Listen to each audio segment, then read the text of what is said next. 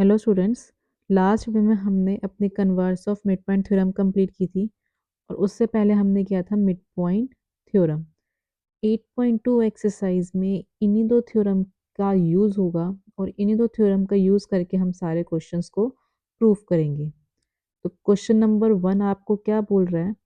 ABCD is a quadrilateral in which PQRS are midpoints of the sides AB, BC, CD and DA. AC is a diagonal. Show that SR is parallel to AC and SR is half of AC. Mid point theorem और converse of mid point theorem important है, जिसने नहीं देखी है वो देख लेना। Exam point of view से बहुत बहुत इंपॉर्टेंट है, एग्जाम्स में आ जाती है। तो क्वेश्चन नंबर 1 में आपको क्या बोल रहे हैं? ABCD क्या है? एक क्वाड्रिलेटरल है जहाँ पे PQRS क्या है? मिड पॉइंट्स है इन चारों साइड्स के। AC आपको एक डायगोनल दे रखा है, हमें शो करना है SR किसके पैरेलल है? AC के। देखो मिड पॉइंट थ्योरम हमने की थी, उसमें क्या था? एक ट्राइंगल था और इस ट्राइंगल के दो साइड्स के मिड पॉइंट दे रखे थे। हमें क्या बोल रखा था कि जो लाइन ड्रॉ हो रही है इन दो मिड पॉइंट से वो क्या होती है? वो पैरेलल होते हैं थर्ड साइड के और हाफ होती है थर्ड साइड के। तो वही थ्योरम हम यूज़ करेंगे इसमें। हम कौन सा ट्राइंगल लेके चलेंगे? क्योंकि मिड पॉइंट थ्योरम के लिए हमें क्या चाहिए? एक ट्राइंगल चाहिए। तो हम लेके चलेंगे इन ट्राइंगल ACD। क्यों? क्योंकि हमारा S और R किस में आ रहा है? ACD में आ रहा है। तो in triangle ACD S and R हमें पता है मिड पॉइंट्स हैं। S and R are mid points of AD and CD respectively. ये क्या है? मिड पॉइंट्स हैं। तो हम क्या बोलेंगे? So by mid point theorem, statement लिखने की ज़रूरत नहीं है, सीधा हम क्या बोलेंगे? Mid point theorem. ये क्या बन जाएगा हमारा? SR is parallel to AC and SR is half of AC। ये हो गया हमारा फर्स्ट पार्ट। सेकेंड पार्ट में आपको क्या दिखाना है? PQ is equals to SR। हमें दिखाना है ये PQ किसके पैरेलल है? SR किसके इक्वल है? SR के। कैसे करोगे? अभी हमने कौन सा ट्राइंगल लिया है? ACD। अब कौन सा लेके चलेंगे? ABC। तो पहले लिया हमने इन ट्राइंगल ABC। इस ट्राइंगल में हमें पता है P एंड Q क्या है? मिड पॉइंट्स हैं। P and Q are mid points of AB and BC respectively. तो बाय, जैसे हमने फर्स्ट पार्ट में किया, bye mid point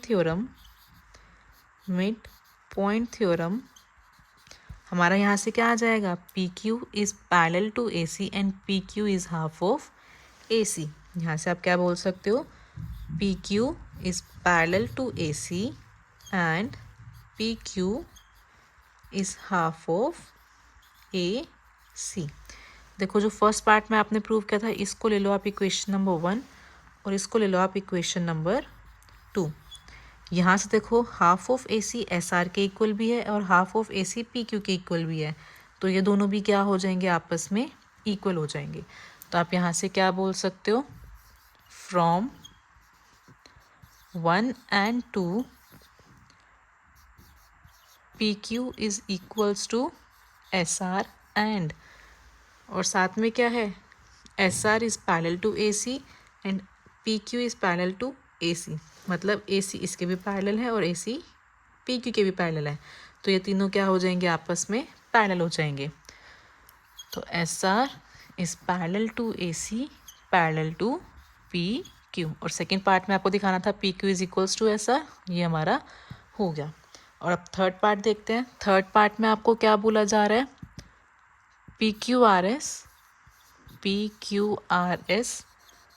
is a parallelogram. Parallelogram show करने के लिए हमारे पास एक प्रॉपर्टी है कि अगर अपोजिट साइड्स हमारी क्या हो जाए?